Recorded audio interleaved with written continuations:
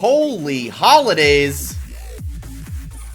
This is Flight Check, season finale, season 3, episode 28, the last one of the year. We're back for the final time in 2023,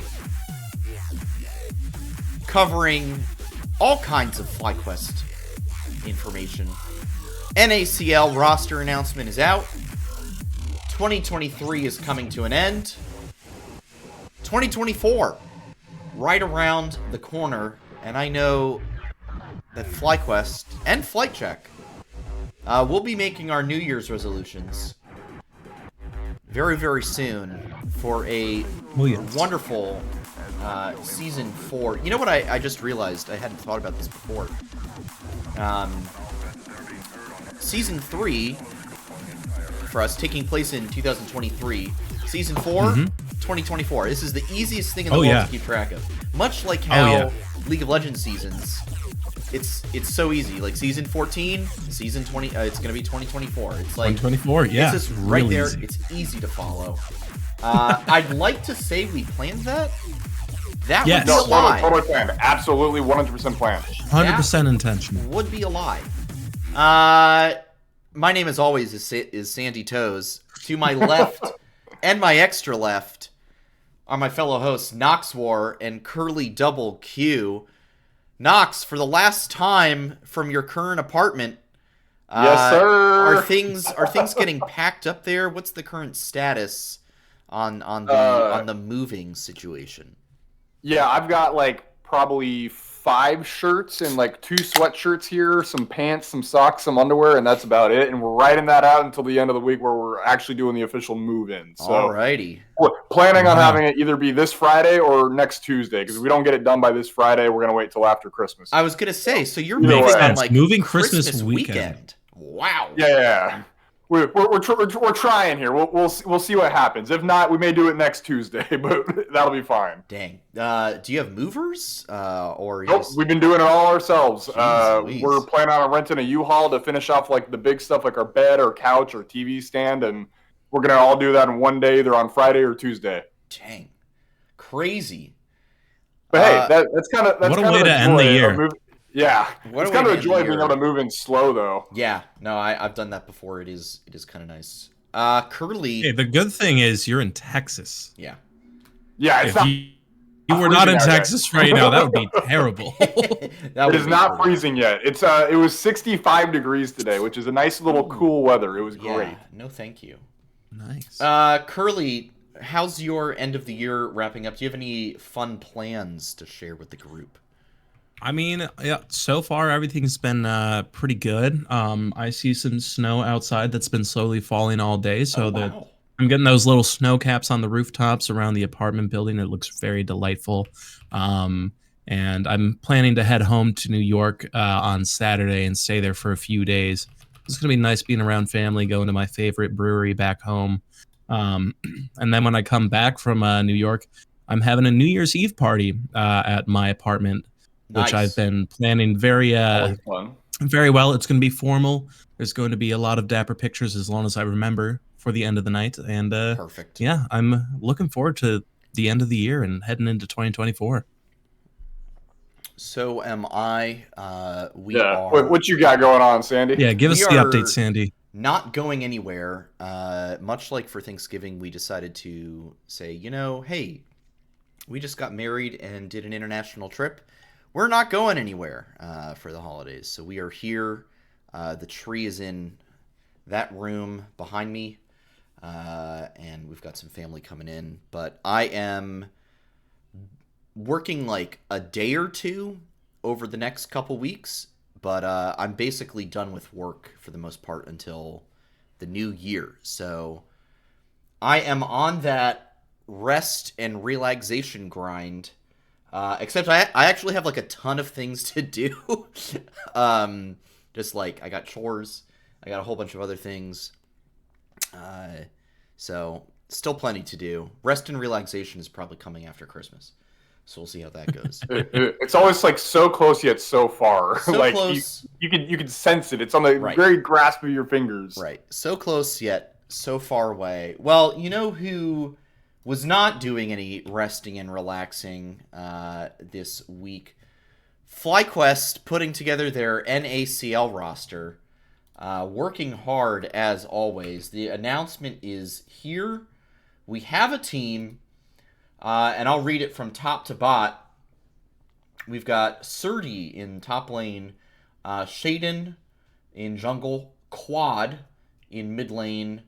I'm probably going to butcher this, so apologies. Sajid, maybe?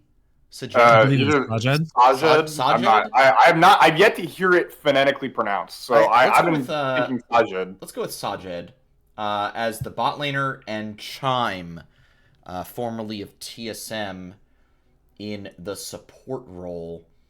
At first glance, Nox, as our resident NACL expert, this is looking like a stacked roster to me. And I don't know a ton about NACL, but this is looking pretty stacked. Srtty and Shieden alone, very good players. Chime was in LCS last season. And it was not a bad support of that. And was not good. He was not bad. I thought he did fairly well for the situation he was in. A couple other question marks on this roster for me, but so far I like what we've got here to start. No, I 100% agree. You got Srtty, who has absolutely been on like a tear recently in the NACL, and before EG decided to sell their spot, or not even, I guess technically sell their spot. Before the EG decided to sell their spot, he was going to have the LCS slot this coming up year. Mm-hmm. Same for Shieden. So these are two people that at the time, due to various reasons, one or another, were supposed to be LCS caliber this coming year. Chime, again, middle of the pack, but still really good support player, I would say, at least this past year for TSM. And then you have Quad and Sajid. We've got to figure out how to pronounce this. We will learn by the new year. We'll have time. Yeah. Real fast, I'll hit Quad. X name was Sulka, played for DRX Challengers back in 2021. Correct me if I'm wrong, Sandy. Yes, you're not wrong. Yeah. He did previously play as Sulka. I have not done any VOD review or anything. From the people I've talked to and people I've asked around on, he was on a very, very crappy team, surrounded by crappy teammates, and so he did not get to shine.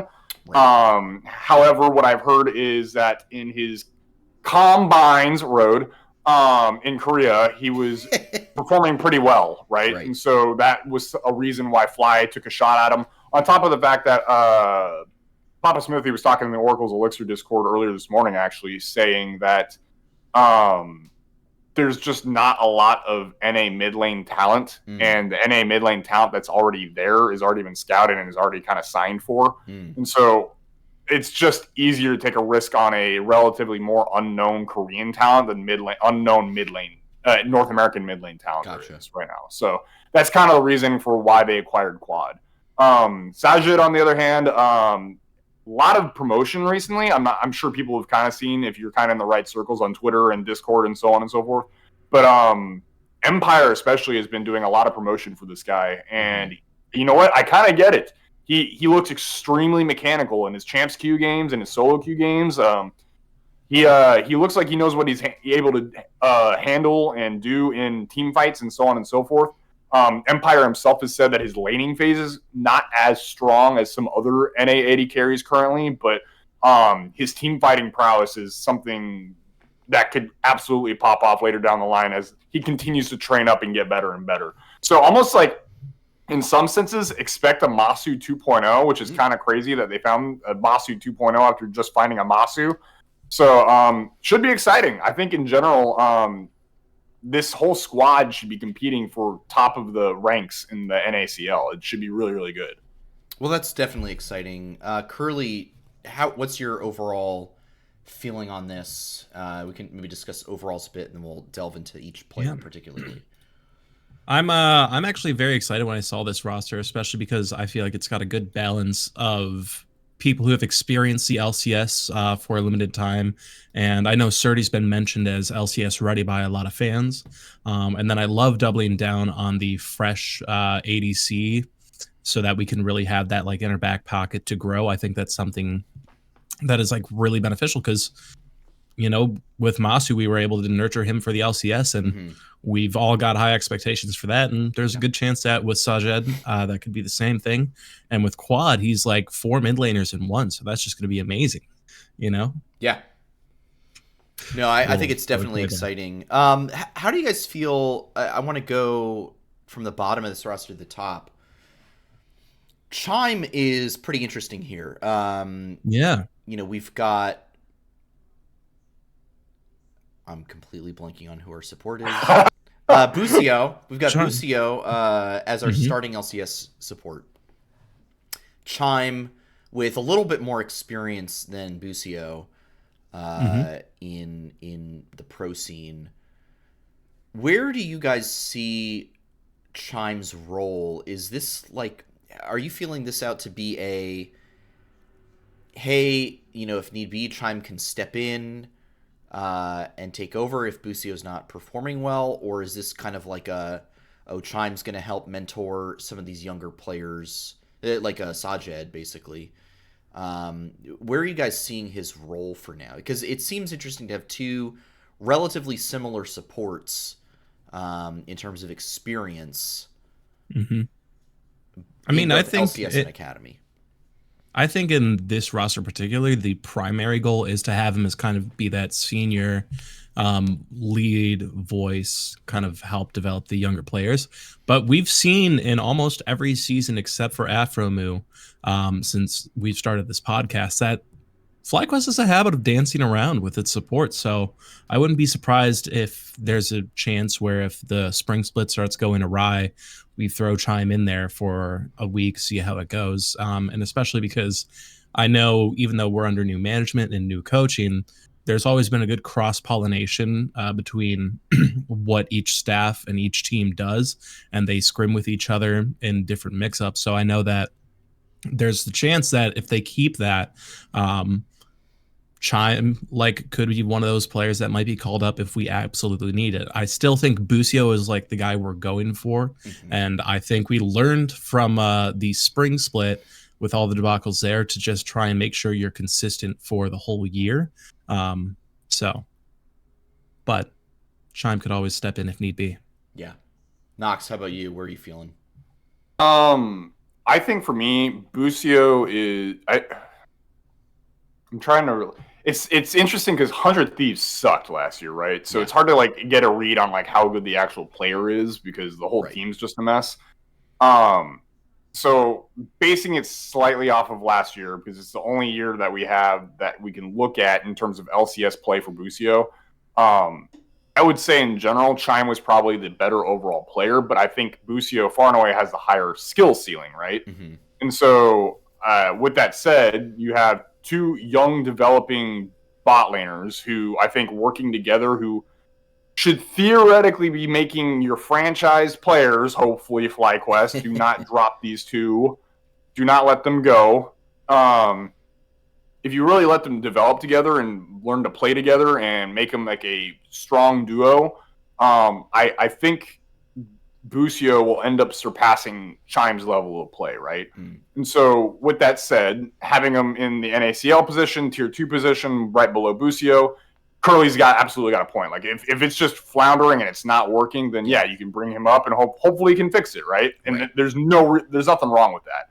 But at the same time, I think it's great to have Chime, who is a great LCS caliber support, helping develop this new upcomer in Sajid and hopefully developing a Masu 2.0, right?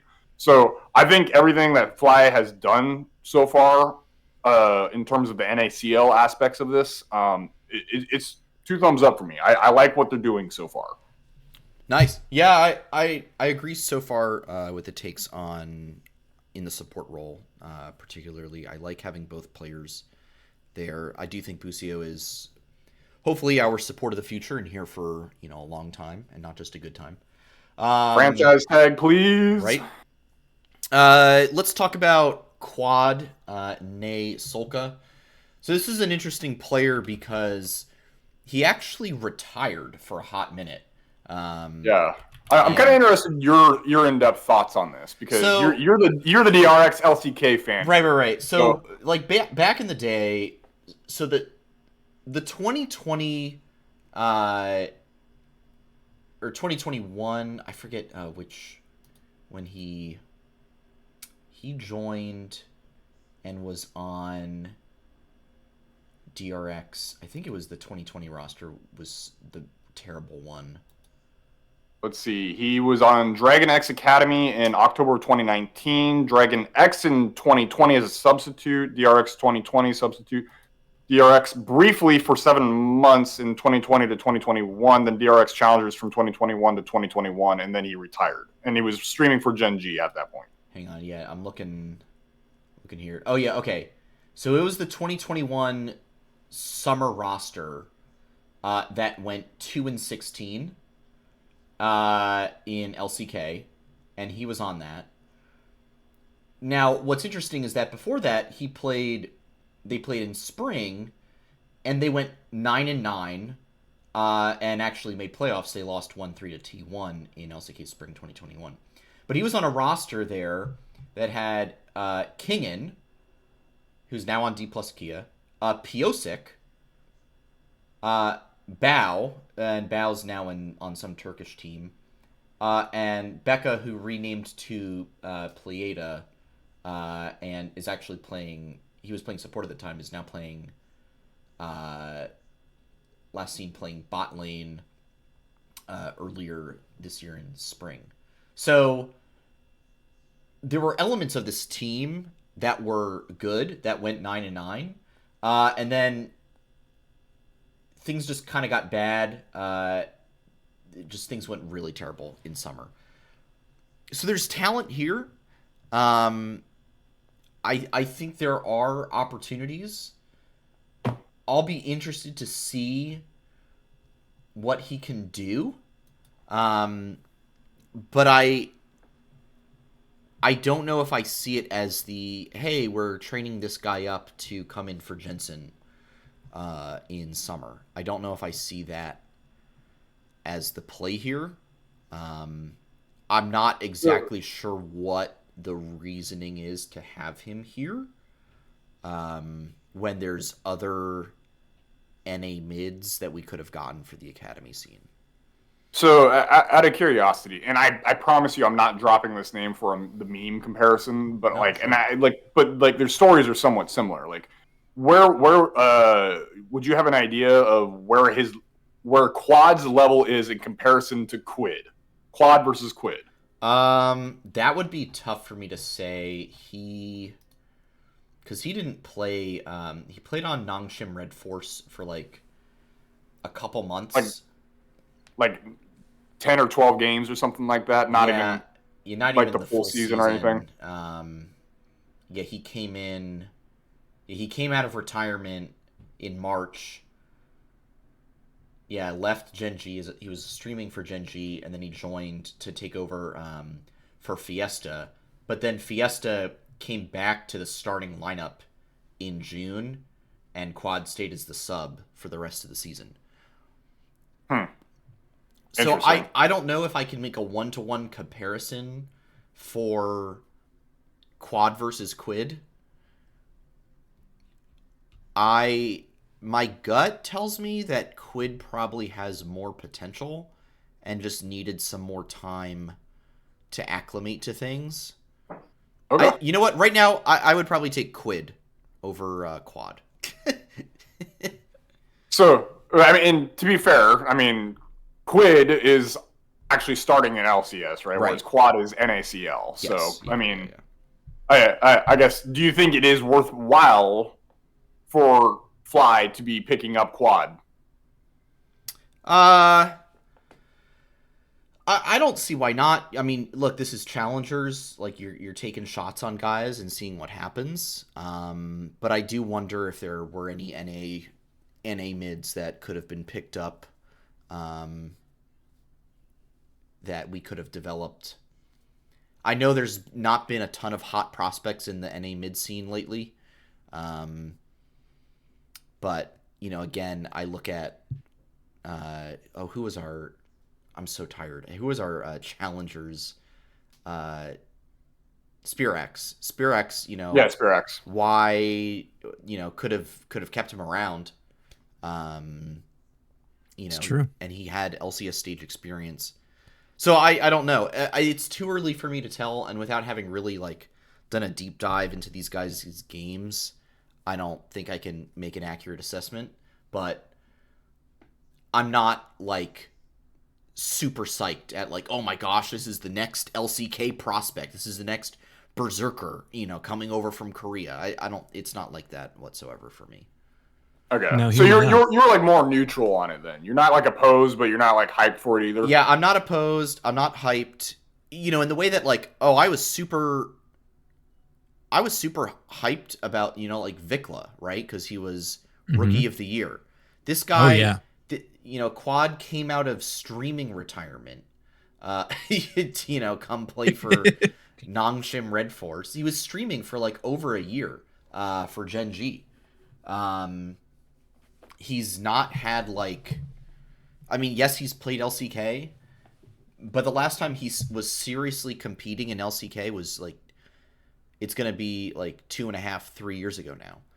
So this is not like a known quantity. This is very much like I got one more in me kind of moment from this guy, coming out to give it another shot.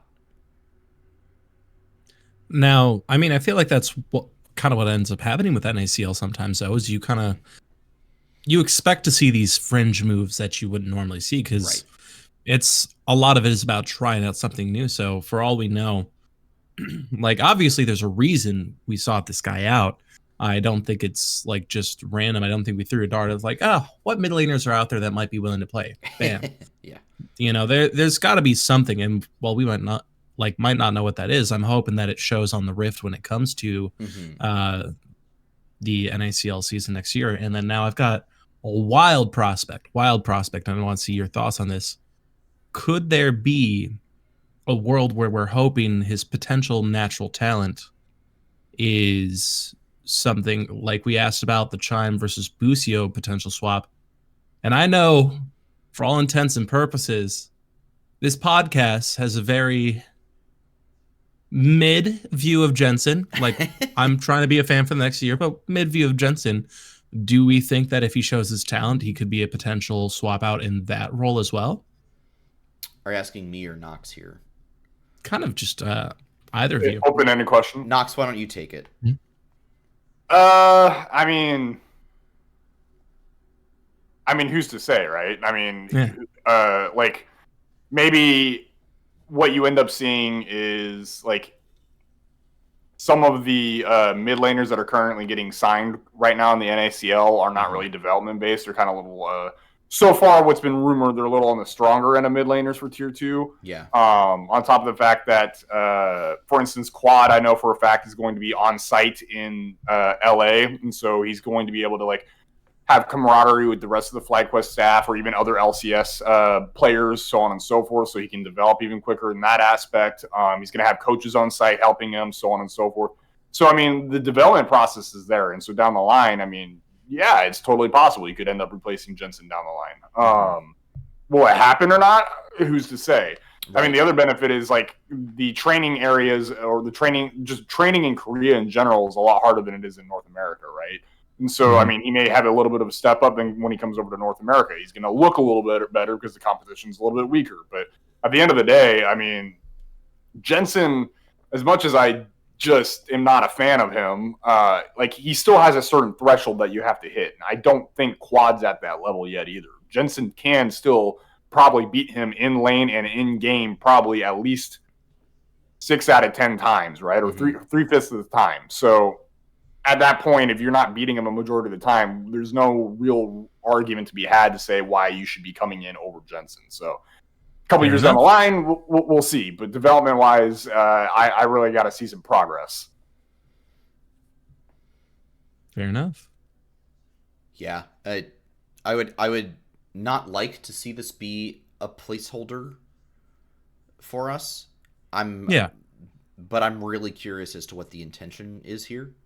I think it's not like you're taking a shot on a known quantity from 2 years ago. Yes. And a guy who played a little bit in LCK this spring.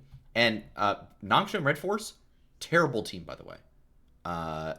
For LCK standards, right? Went 5-13. Again, Quad got brought in to replace Fiesta, and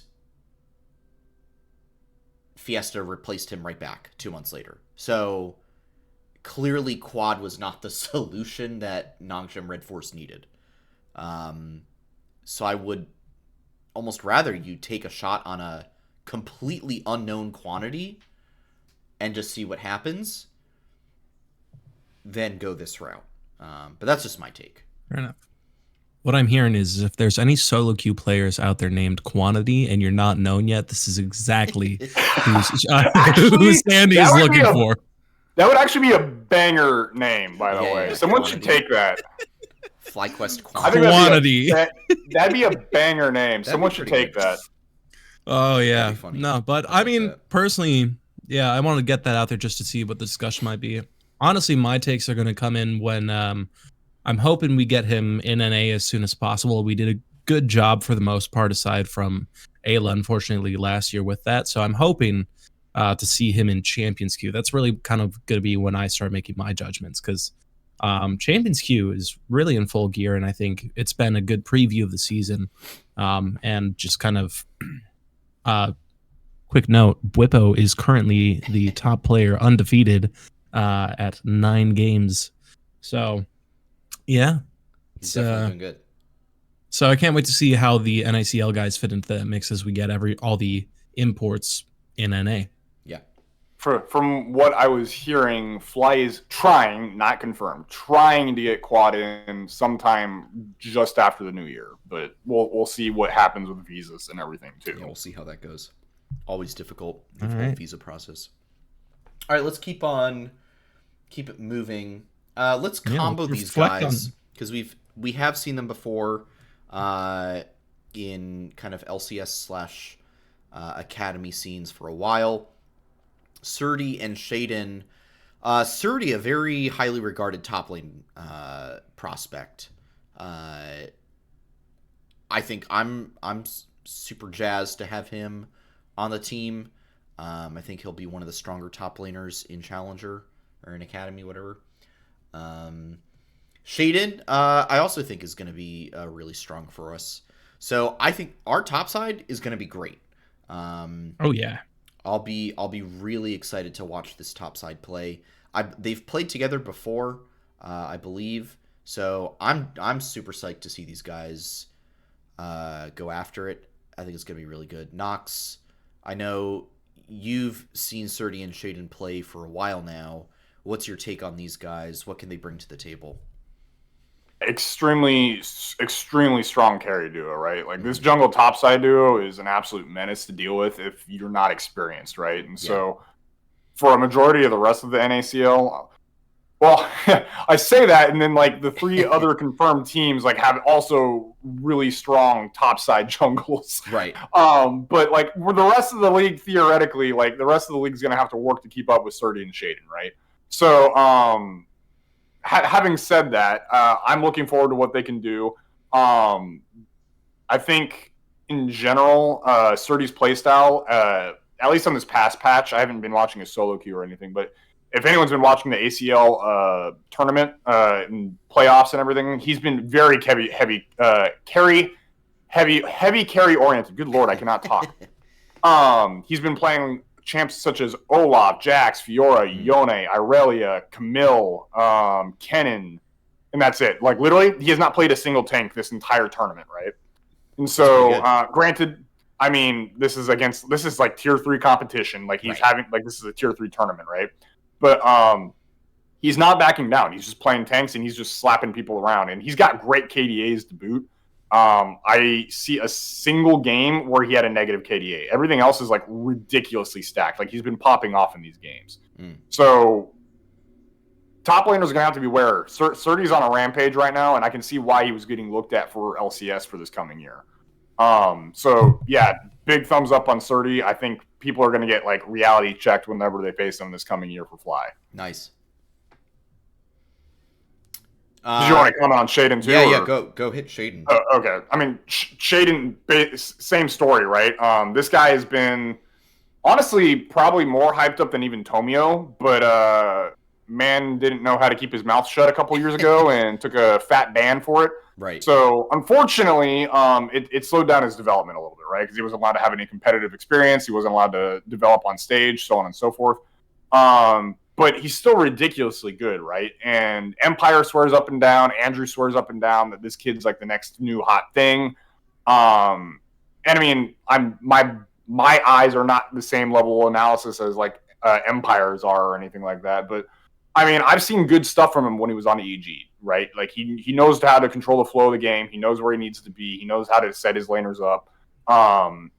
In general, like I don't have too much more to say about Shieden because I haven't watched him as closely as I have Srtty. Right. But he's strong. He's solid. He's good. And again, there's a reason why he was being considered for LCS for EG this coming year. So expect this guy, along with Srtty, to be an absolute menace. And I think him and Quad theoretically should hopefully be paired okay. I'm hoping he buys Quad a lot of space in the mid lane and lets him kind of really push his luck against other NACL mid laners. And we'll go from there, and hopefully it works out. Solid. Curly, any thoughts on Srtty and Shieden? I think the big thing is, so I don't know as much about Srtty because I didn't watch as much NACL as I would like, but I've heard all around every Discord I'm in that mentions NACL has Srtty's name near the top. Like he should be in the LCS now, he should be in it next season. Like, so high promotion on it. And I think the big thing is with how top is really becoming an island next season with the map changes. I've heard a lot of good things on his like just solo ability, like his ability to win lane and maintain a lead. And so if you've got a top like that, you should be really, really good. And then Shieden, that EG summer roster did a lot. They were kind of fell apart at the end, but I don't think that's their fault. I think EG just kind of started falling apart all on its own around them. On its own, yeah. Yeah, but so the fact that he was still able to have a good showing in spite of what we now know this situation kind of was like over at that org, that makes me very confident with what is hopefully a blooming org, because FlyQuest, unlike a lot of other teams, has a lot of money and resources floating around right now, and hopefully that means good support to help the nourish these players. And yeah, I'm really looking forward, and especially because I wonder how good Shaiden's Herald piloting abilities are going to be. Because I don't know if you guys have seen any of the Champions Queue games. This new map is funky. Oh yeah, all over the place. Yeah, I was watching some of the LEC in-houses earlier via our FlyQuest NACL coach Racco, by the way. Please go check him out. I'll shout him out again later. But I was watching a stream earlier, and he was in some European in-houses, and watching the gameplay with the new map changes was wild. So that's another thing. Like, while we're talking about these rosters, we have to talk about what's going to be a whole new game. Yeah. And so, like, we're just assuming that these skills are going to translate. Maybe they just have a natural inclination towards the new map, and we haven't been able to see it yet. No, that could very well be possible. I mean, we'll see. I think sometimes folks think that, this map change is going to completely, revamp, the way players play, and it's going to make some players go down and some players go up. I don't know if I buy into that myself too much personally. I think like a lot of these players, they're good because they're good at adapting, right? Like they've made it to the professional scene because they're good at, mixing things up from patch to patch. So I don't really know if it like is going to change too much. I will be curious though to see how teams do overall with their macro. Yeah. With these map changes, I think that'll be interesting to see. Because I don't know if it's going to make like, it's probably not going to make a huge difference in like solo queue, right? For example, but like in an actual game where all these little tiny pieces matter so much, Yeah, I'll be really curious to see how pro teams approach the macro aspect of this, especially as teams are really learning for the first time, like, okay, what's the optimal way to play here, and figure out different strategies and stuff like that. So, well, that is the NACL roster. So 5 great players. Racco coaching for them. It's going to be a good year. He's back. I will say, there will only NACL player that will be on site in LA is going to be quad. Everyone else is going to be playing remote from various places around North America. Where that is, I don't know. But per Papa Smithy and Oracle's Elixir Discord, they probably will not come to LA until right before playoffs to boot camp. Okay. So we've developed 1 ping god. Now we need to make 4 more. Yes, basically. The good news is, actually, I think Quad will be the one that's going to be the ping god, because most of the games will be played on the Chicago server, so he's going to be the one who probably has the most ping. There we go. That'll be good. Nice. Solid. All right. Well, 2023 is in the books, and it's time to do a little bit of reflection. So first thing I want to talk about is I want to ask both of you, what was the most memorable FlyQuest moment, and what was the most forgettable FlyQuest moment of 2023? Oof. All right. Curly got him in mind, because I'm thinking a little bit. I've got. I mean, we're talking whole org, I assume. Yes. Yeah, like whole not org just is totally LCS? fine. Whole org. Okay. If we're keeping it to a moment, I think most memorable for me, it's a toss up between.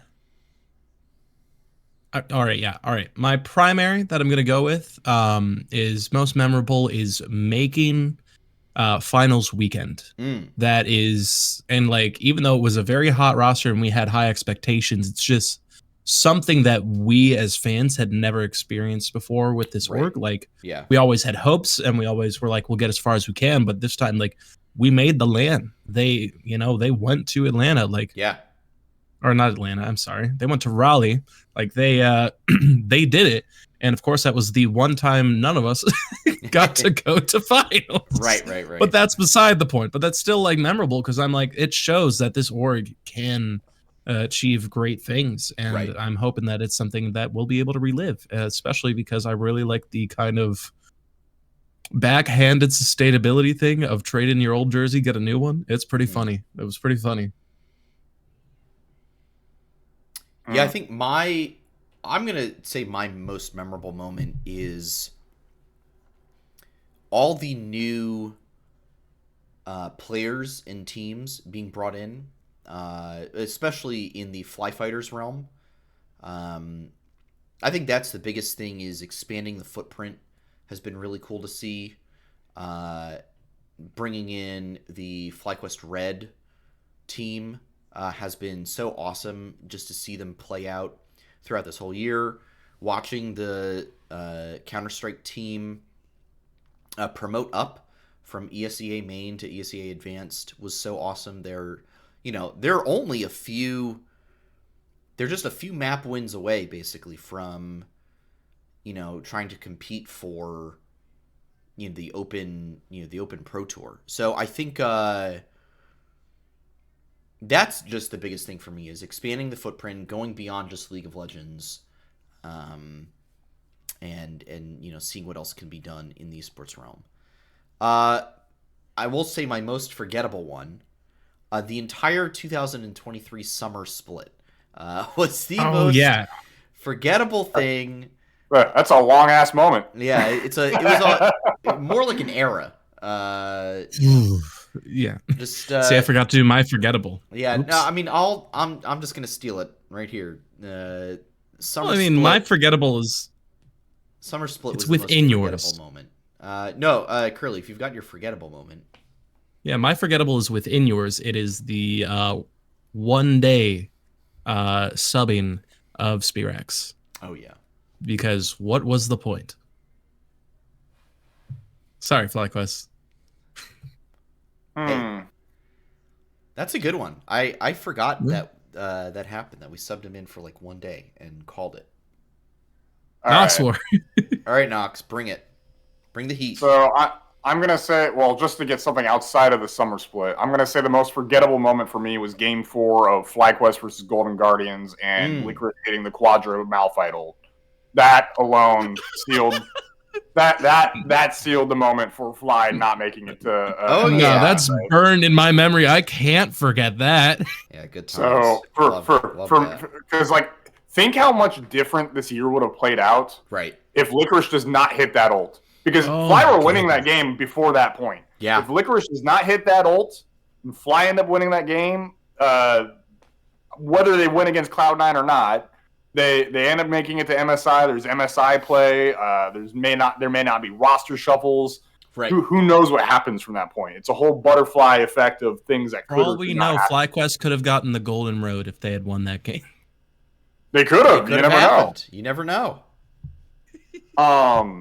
So yeah, that for me, that's the most forgettable moment. I think in general, I would say my most memorable moment was watching Masu in I forget what series it was. I want to say it was where did the 2023 come on pop up? Oh, it was Masu. Okay, so it was a game it was the one game they won versus DSG. Mm-hmm. And basically Masu just turned into an absolute monster. And like DSG should have 2-0'd us basically in this series. This is in summer, by the way. And Masu just had this most immaculate like 2v4 team fight against DSG, against Meech of all people too. Right.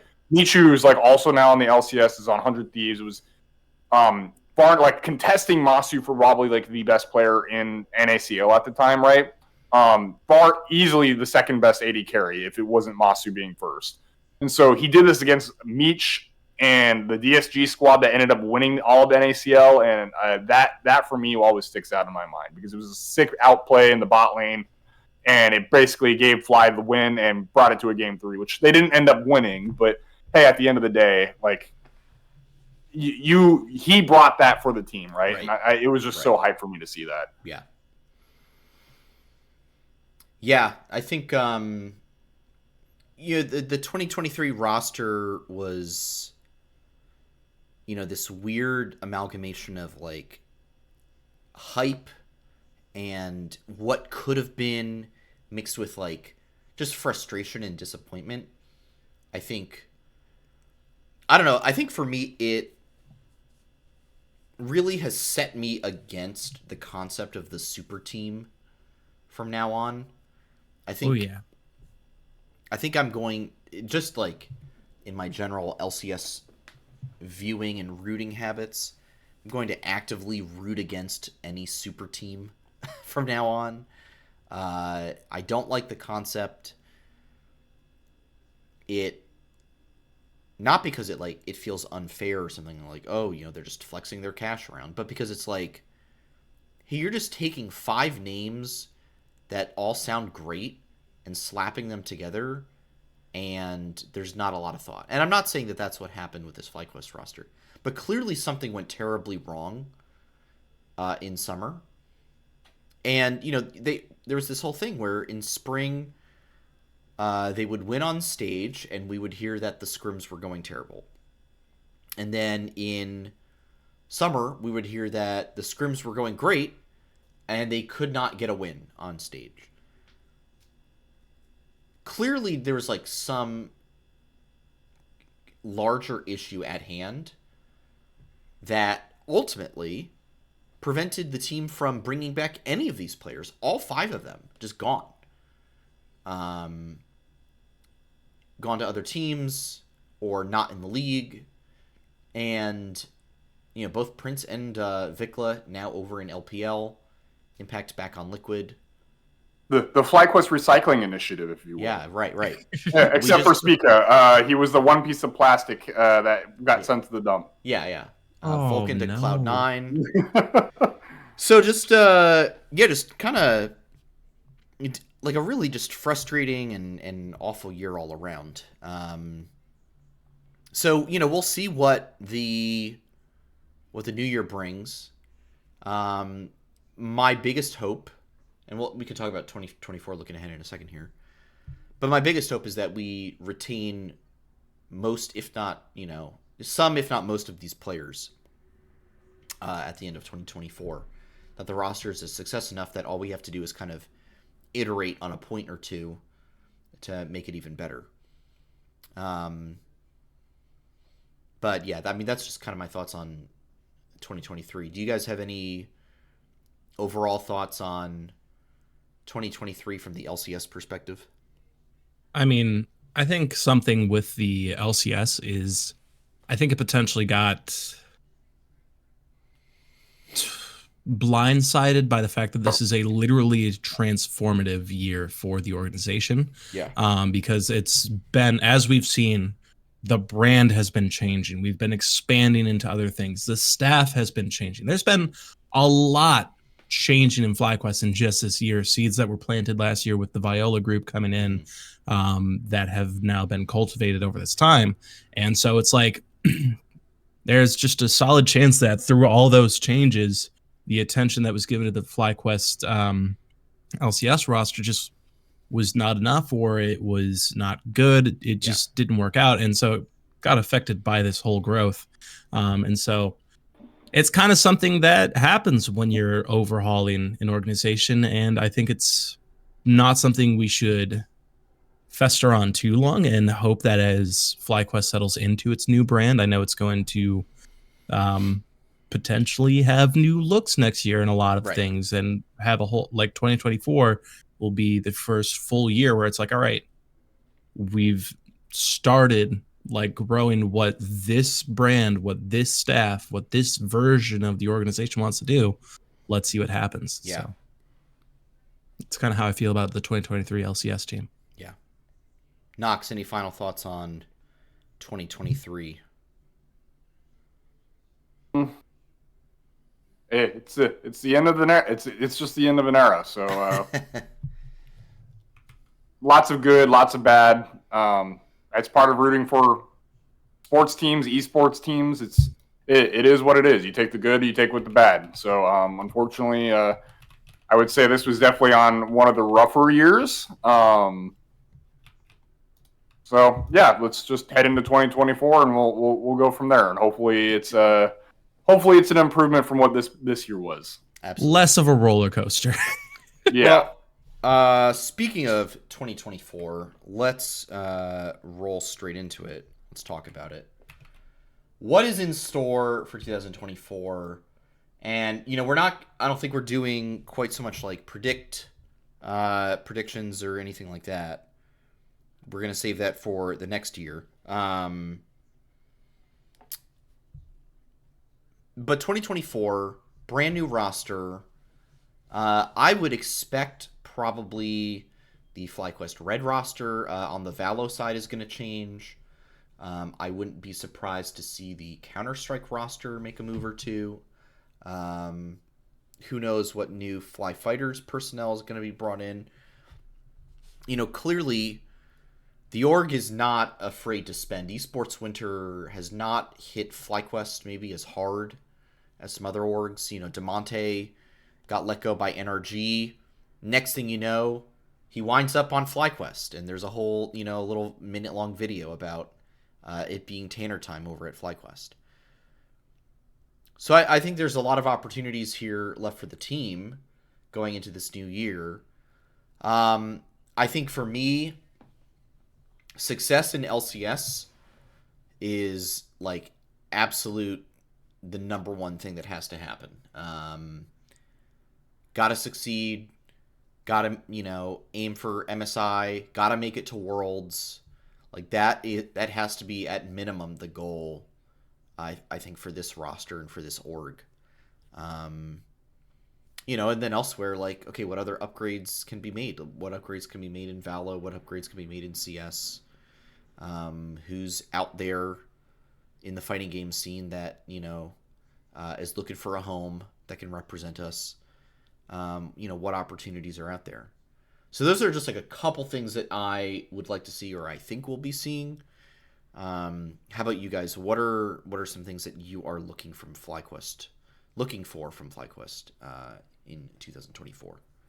Yeah, I think in general, what I'm hoping to see is that there's been a lot of expansion made in for this org in the back half of this year, right? You have like I said, Fly Red in both in CS and in Valorant. You have all the Fly Fighters, and that's all well and good. I think though, what we really need to see, or what I really want to see, is I need to see some actual top level success from an S tier esports. So that can be Valorant, that can be Counter-Strike, that can be League.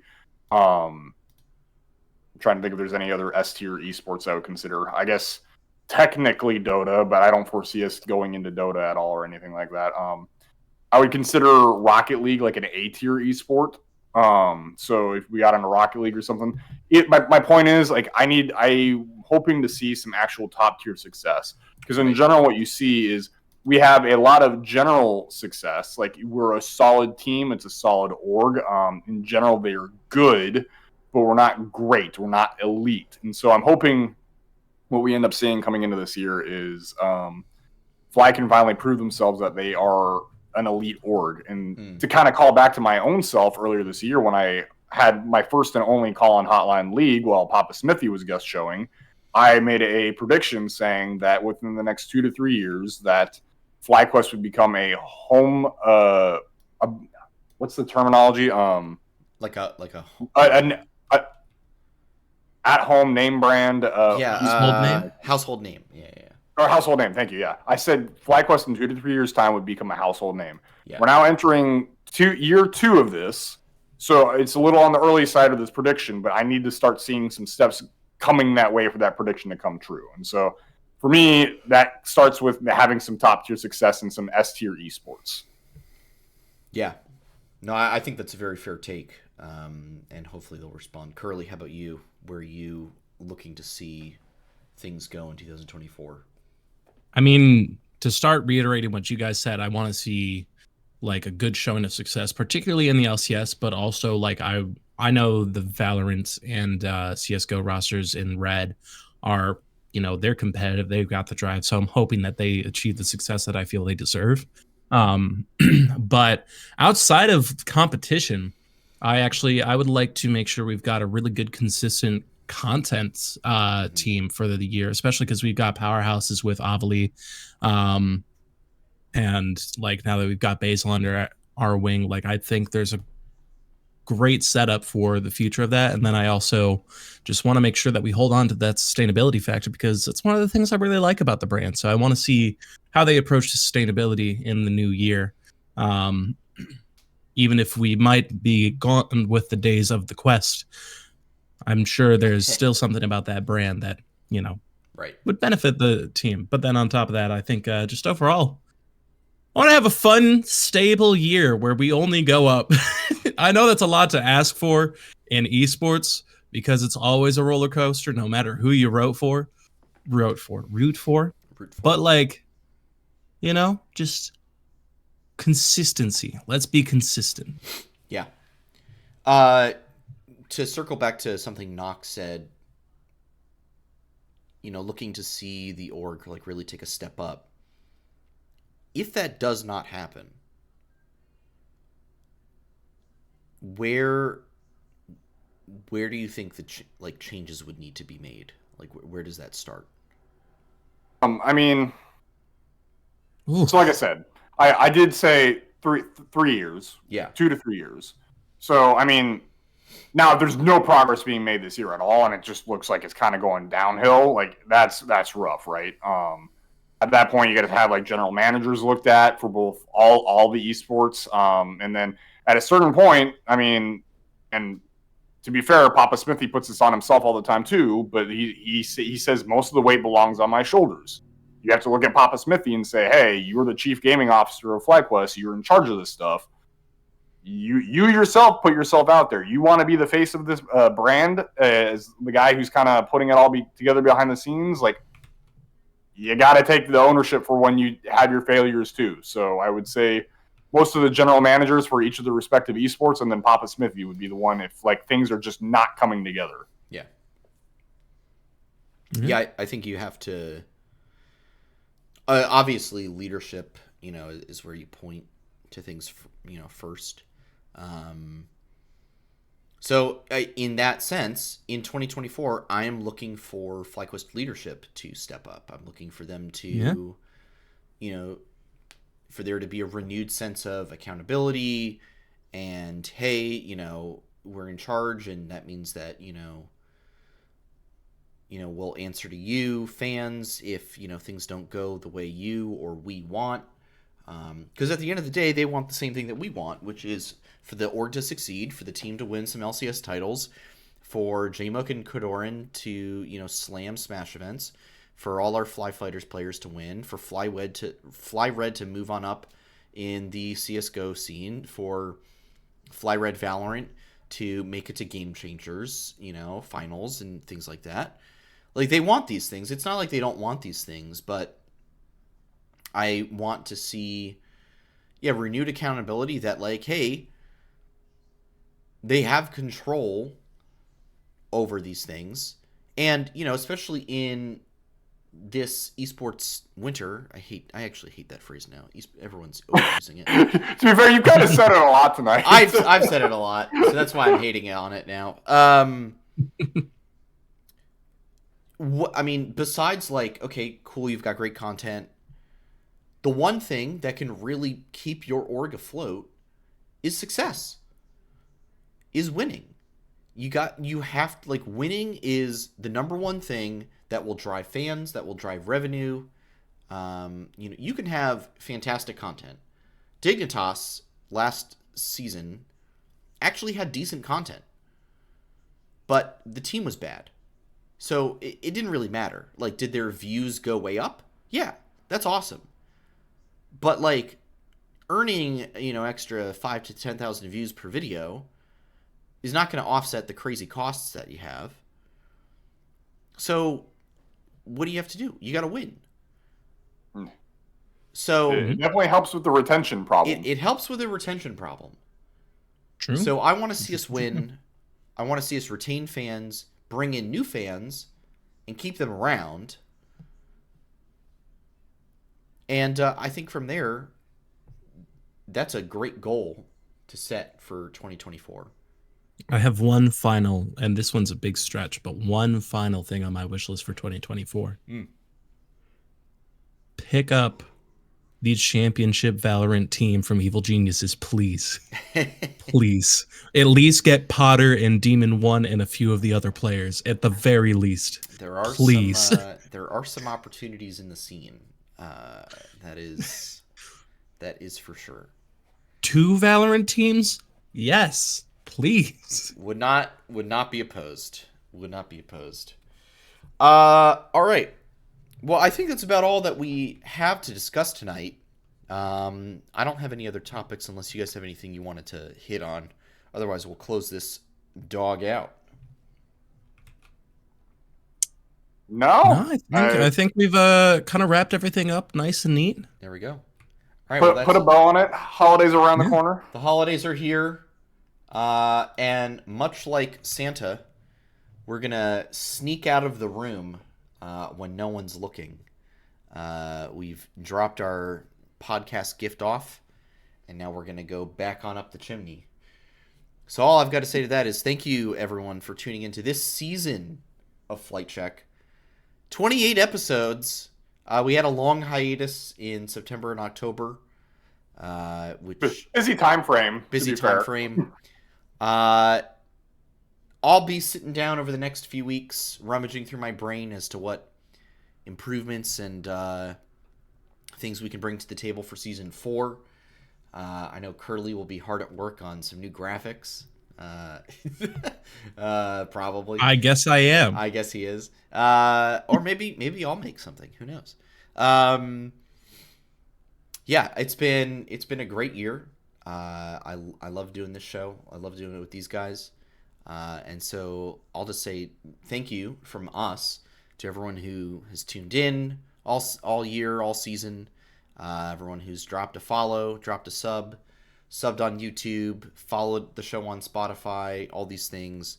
It's a small, tight-knit little community that we've built here, and it's great, and we love seeing the same names come back every week into the Twitch chat, on the YouTube comments, and elsewhere. Pretty quality community, too. Yeah. I like the community. Yeah. And in the Flight Check Discord as well, which you can join to stay in touch with us all holiday season long and discuss your presents, esports news, and Curly's food postings, as well as what movies Knox is going to see, because he's been seeing a lot of movies lately.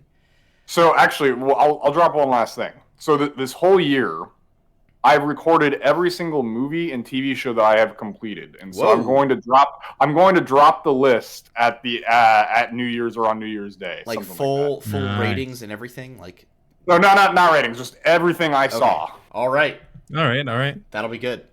I like it. I'm excited. I will need like a top 5 list or something like that, though. Okay, I can do like a top 5. I can definitely make a top 5. I'm gonna need a top 5.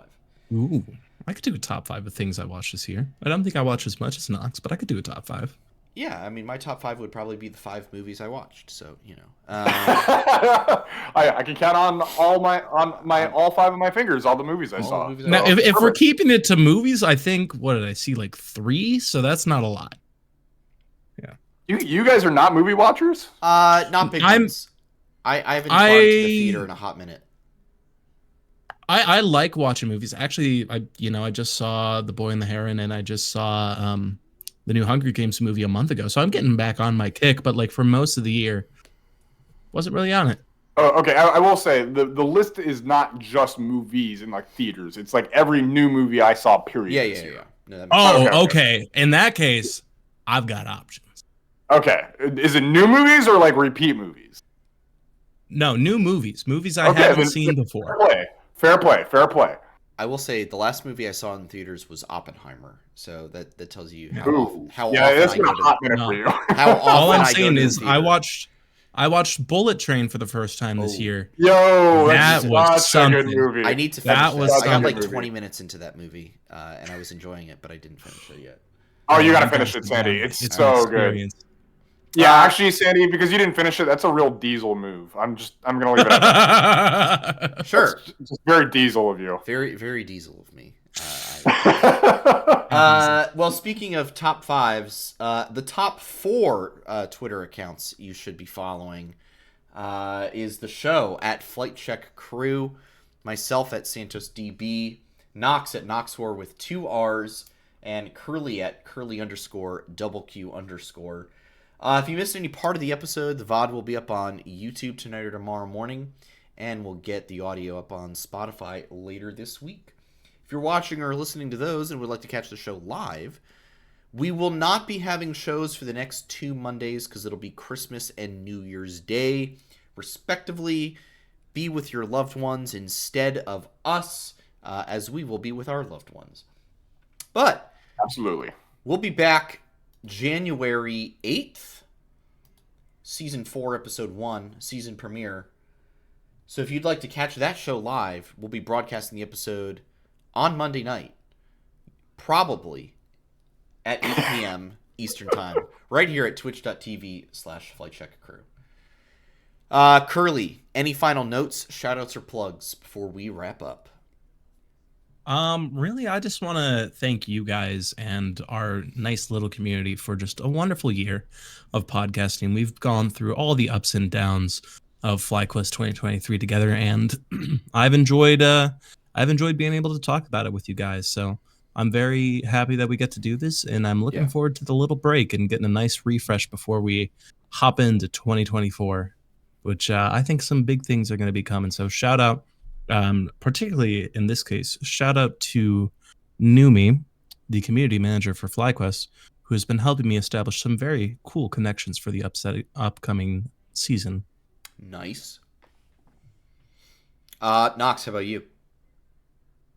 I've got a couple real fast. First, I do want to give a shout out to J-Mook. Go give him some love. His father passed away recently, and he's been having a rough time. So if you see him on Twitter or something, give him a like, give him a little some love in the comments, whatever you want to do. 2, shout out to my best woman who just got hired, and I know she's in the chat right now. So props to her. She's now officially a lawyer, working a lawyer job. Oh yeah. Shout out to one of my groomsmen.